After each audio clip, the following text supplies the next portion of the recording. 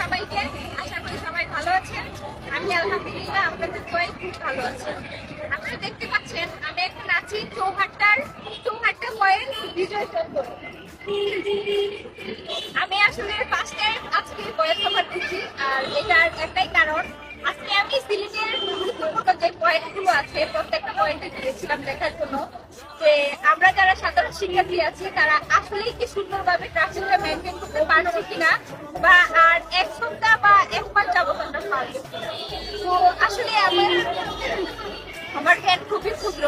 আমি আমার ক্ষুদ্র জ্ঞান থেকে যতটুকু বুঝলাম, আপনারা সাধারণ যারা জনগণ আছেন গাড়ি নিয়ে বের হচ্ছেন, দয়া করে আপনারা সবাই গাড়ির পর্যাপ্ত কাগজপত্র নিয়ে বের হবেন এবং লাইসেন্সটা বাধ্যতামূলক সাথে রাখবেন।